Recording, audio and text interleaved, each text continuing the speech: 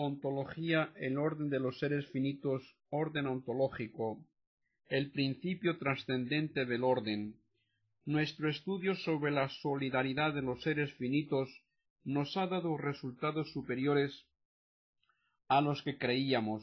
Nos ha revelado que la semejanza ontológica y la tendencia activa de los seres reflejan una y otra no solamente relaciones superficiales con los otros seres finitos, sino una relatividad fundamental. El ser finito es un ser causado. ¿Causado por quién? ¿Dependiente de quién? ¿De otro ser finito?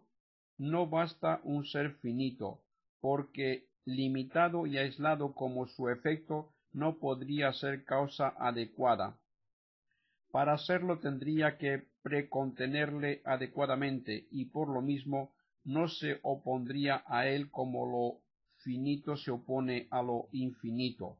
No olvidemos que un ser finito es por definición un ser que por toda su realidad individual es ajeno a la realidad individual de los otros seres finitos. ¿No depende acaso el ser finito del conjunto de los seres finitos? ¿No es relativo al orden total de los seres finitos como la parte es relativa al todo? En esta hipótesis no tendremos que ver en el orden de los seres finitos una realidad absoluta, la realidad incondicionada o incausada, cuya existencia se nos impuso desde los comienzos de la ontología. Los filósofos no tienen gran dificultad por lo general en reconocer la relatividad del ser finito considerado aisladamente, al menos mientras se trata de los seres finitos que se nos dan en el mundo de nuestra experiencia humana. En ellos todo manifiesta su conexión con los otros, su inserción en un orden. Mas algunos pensadores se inclinan a ver en el conjunto de los seres finitos o en el orden de los seres finitos la totalidad de lo real y la explicación última de todo. Tal es especialmente la posición de Aristóteles. Para contemplar el estudio metafísico de los seres finitos nos queda demostrar que esta concepción es absolutamente insuficiente y completamente inaceptable. El orden de los seres finitos es totalmente relativo o condicionado. Se ha establecido ya que todo ser finito considerado aisladamente es relativo o condicionado en su mismo ser. ¿No podremos acaso concebir que sea condicionado por el orden mismo de los seres finitos, el cual sería la realidad absoluta o incondicionada? Esta última tentativa de explicación de lo finito por lo finito es completamente ilusoria. Procede más de la imaginación que de la inteligencia. En efecto, el orden de los seres finitos no es algo distinto del conjunto de los seres finitos. Siendo condicionado cada uno de ellos en su mismo ser, el orden de los seres finitos no comporta ninguna realidad incondicionada y, en consecuencia, no encierra la explicación última de lo real. Se puede tener un nuevo efecto global por la síntesis de muchos elementos, cuando cada uno de ellos tiene consistencia y eficacia propias. Una serie de piedras puede formar un arco, porque cada una de ellas aporta a la construcción su cohesión, su forma geométrica y su peso. Muchos caballos pueden mover un carretón, porque cada uno de ellos contribuye al efecto global con su propia fuerza muscular. Mas podemos multiplicar los seres totalmente causados. Jamás obtendremos un ser absoluto, como jamás moveremos un coche por muchos animales que de él tiren si su fuerza motriz individual es nula.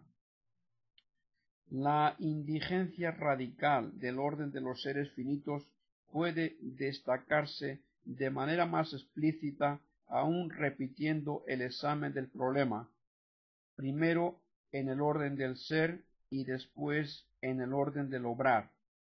En el orden del ser o en el orden estático, la similitud de los seres finitos queda tan ininteligible en lo que se refiere al orden de los seres finitos como en lo que respecta a cada uno de ellos. En efecto, siendo todos finitos, esto es, opuestos, extraños, aislados, ninguno puede precontener a otro como causa total. Luego, la similitud ontológica que los une continúa sin explicación. En el orden del obrar o en el orden dinámico, la expansión real de los seres finitos por su actividad es igualmente ininteligible en el orden de los seres finitos. En efecto, obrar no es recibir un acto segundo, es producirlo, ser su principio. Si el ser activo debe recibir de los seres que le rodean un cierto complemento a su potencia de operación, sólo es como una condición previa a su actividad, condición cuyo papel es poner el sujeto activo en relación con su ambiente y orientar su obrar en un determinado sentido. Pero el acto segundo es un más ser del cual el ser finito es, en cuanto ser, el principio.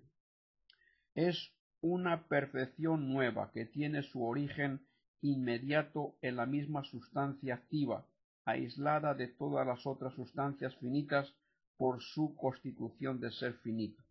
En estas condiciones, claro es que las actividades de los seres finitos no pueden reducirse a simples intercambios entre los seres finitos, intercambios que en nada modificarían la perfección global del orden de los seres finitos.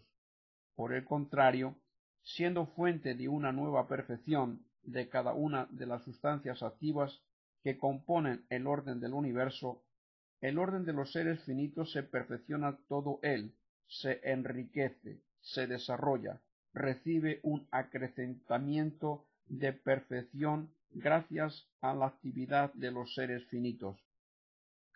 En una palabra, el orden de los seres finitos es perceptible.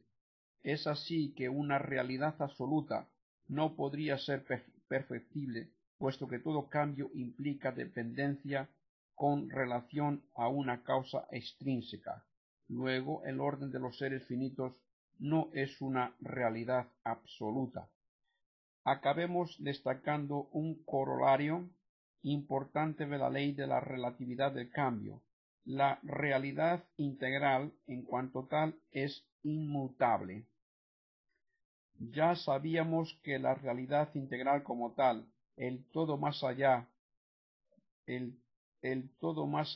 del cual no hay nada, no puede ser condicionado. En cuanto todo es por sí, es de suyo todo cuanto él es. Una nueva característica del todo en cuanto tal se nos impone ahora, su inmutabilidad. En efecto, todo cambio implica una causa extrínseca al sujeto que cambia.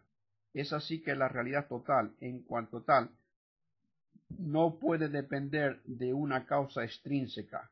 Luego, la realidad total, en cuanto tal, excluye todo cambio y hasta la misma posibilidad de cambio.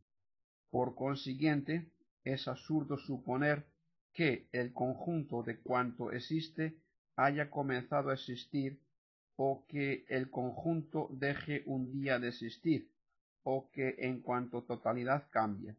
El devenir o cambio no es concebible, sino como una modificación interior al universo, como una alteración que afecta a tal elemento sin afectar al todo en cuanto todo.